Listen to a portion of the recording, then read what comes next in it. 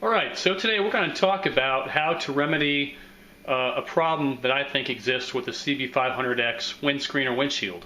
One of the problems with actually several motorcycles, not just the 500X, is the bottom of the windscreen is kind of flush against the fairing. And in doing so, it kind of creates a little pocket of turbulence and unclean air that kind of hits the rider. And on a lot of bikes, if you can find a way to bring the windscreen out at the bottom and allow some air to come in through there, it kind of eliminates that turbulence. I really can't get into the science behind it. I really don't understand everything. I've heard something about the fact that it reduces or removes the vacuum and helps to smooth out that airflow. But the bottom line is, at least from feeling it from my perspective on several bikes, it definitely cleans up the air around you, and that's the whole goal, is not to be hit with turbulent air. Now, I've actually done this with some different parts, but I had some problems with it. And I'm going to show you right here. I had bought these well nuts from Lowe's and this little screw to go into it, and it worked great. No complaints at all. Only problem was it was starting to rust, and you know, the 500 is a beautiful bike, and when you see this big rusty screw sitting on the bottom of the windscreen, basically it looks kind of unsightly. So I want to try to find a way to clean that up. So what I did essentially, I went to the store this morning. Well, actually, the first thing I did is I went and bought these little numbers right here from Amazon.com. This is basically a windshield mounting kit. Fits Yamaha, Suzuki, and Honda. This is the package it came in. So you can kind of see it's a Moto D windscreen bolt kit. You can get them in different colors: black, gold, purple, blue, whatever you want. I've got the gold chain, gold brake lever, so I thought the accent with the gold would look kind of nice. These cost $9.99 through Amazon Prime, free shipping with a Prime, so not too expensive. And like I said, this is a standard kit. It'll fit any of the Japanese bikes practically. And you get 8 of the bolts, 8 of the washers, and 8 of the well nuts, and I pulled a few out there to look at. The next thing I did this morning is I went down to Advanced Auto Parts and bought this bypass cap assortment kit made by Help, part number 02253. This cost me, I believe it's $5.99, and the barcode last few numbers are 2253, same as the part number, and it comes with these little caps. Now, I've already used the 2 caps that fit for the job we're trying to do today, but they look a lot like this one right here that I'm touching. Kind of looks like a little bullet shape. And so you're definitely not going to need these big ones at all. Put them down in the basement, throw them in a drawer for extra parts. And essentially what you're going to do, you're going to cut the tip off up here, okay? You're going to cut those tips off, and here you can see where I've already cut the tips off, and you're going to get a piece that looks about like this right here, okay? Alright, let's talk about the other part that I needed to add to this equation. My third part are these little 3/8 inch nylon washers. Also got these at Lowe's. They cost 69 cents, less than $1, even with Uncle Sam's cut. These are part number 881547.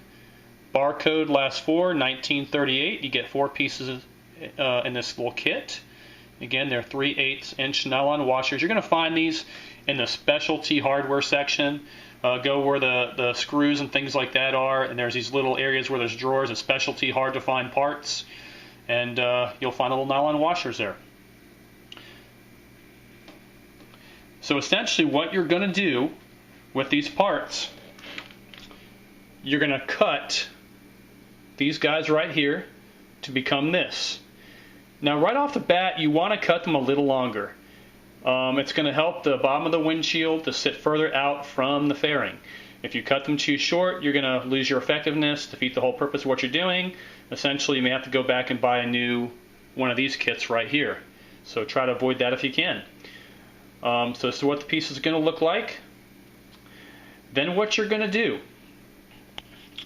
you're going to take one of your new well nuts, and you're going to take one of those 3/8 washers. You're going to slide the washer onto the well nut all the way back here against this flange. Okay? That's really important. Now, one thing I had to do is I took some of my DuPont Chain Saver grease, okay, and I sprayed some of that on there to make it slide on easier, because it was kind of a tight fit, but that's important. You want that tight fit. So again, you're just going to kind of slide that on over and make sure it goes against the back of that flange, all the way against the back of that well nut. Once you have that on, and I'll just go ahead and do this really quick. I'm going to kind of see if I can maybe mount this a little bit. Forgive the unprofessionalism. I'm kind of new at making videos.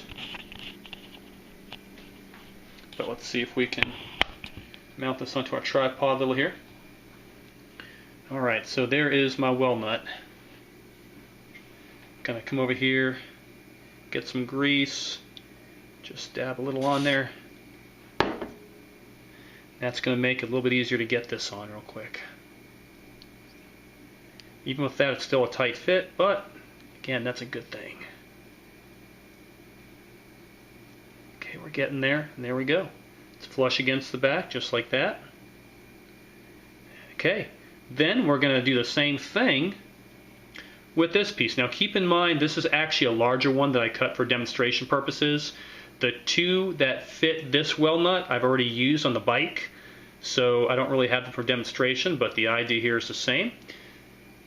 This new piece is going to fit tightly on there, so you're probably again going to have to hit it with some grease. And then from there, you put the piece on like that. Okay? Make sure it's all the way nice and tight back against that nylon washer, just like so.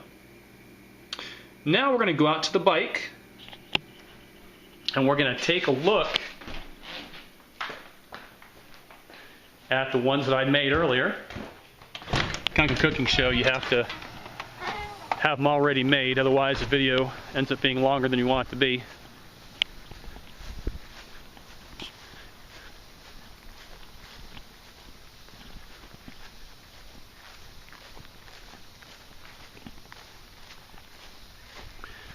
This drum's looking good today. And here we go, the beautiful 500X matte black. Alright, now as you can see, I've already got the windshield in position. I've got my new well nuts in position. I put the new ones on the top. As you can see, I've already got the gold screws in place. I love the look of that. Just kind of matches up with the chain and also my little gold brake levers there. Little accents. But now I'm going to come down here and we're going to take a look, and we're going to see the new well nuts that I made earlier. Once you get them made, you're going to put them back. Bring them here behind the bracket. You'll have to fumble around with them a little bit with your fingers and maybe use a little tool of some sort to kind of help you put it into place, just to help it get down here.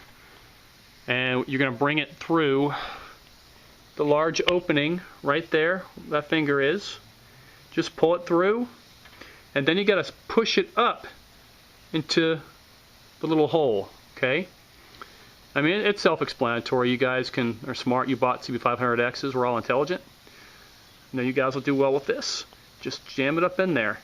And as you can see, where the windshield comes to rest, I've got about a good, probably 1 3/4 inches, almost 2 inches that I am sitting out from the fairing. So I can allow some air to get up there and reduce that turbulence a little bit. Okay? Now, why could I not just use the stock well nuts as they sat?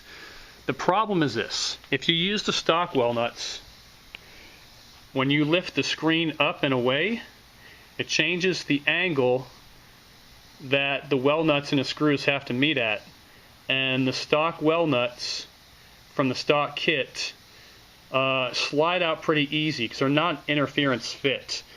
When you put on these washers and you put on that little rubber sleeve over the stock well nut, it's going to make it a nice, tight interference fit, but it's also going to make it look really clean and professional and give it a nice fit and finish and a really nice look like you're seeing up here. That's the whole purpose of doing that. You could also use a simple piece of radiator hose, or not radiator hose, but water hose or fuel line or something like that, that would fit over, but it doesn't look as clean. It is cheaper, but this is the way I chose to do it because I want to have a nice professional look. Now I chose to put the windshield in its stock position because, or the lower stock position I should say. I had it in the upper position, but my friend sold his CB500 and I want to try his laminar lip. He basically gave me his laminar lip, so I put the windshield in its lower position. Now I'm going to put the laminar lip on top and see how this works. I don't want the windshield too high up, and we're going to see if this combination will give me the effect that I'm looking for. I've got the Madstad on my V-Strom. Absolutely love it. And that's how I know this theory works. When you get the windscreen away from the fairing and you get an opening on it like you're seeing here, it just completely cleans up the air and reduces that turbulence. And based on what I've had with my experience with the V-Strom, I've applied that here and it has worked. I'm just basically refining it now so it's going to look a little cleaner and I don't have two rusty bolts sitting at the bottom of my windshield. But anyways, that's really all you have to do. All that's left for me to do is to put in the two new gold screws at the bottom. Now what you're going to find you're going to have to do, because I talked about the angle of the screws to the new well nuts, you're going to have to kind of take the well nuts and push them over just a little bit to make it meet up with the hole here. And if you're using the stock ones this far out, they pop through the hole, and obviously your windshield's not going to be securely mounted.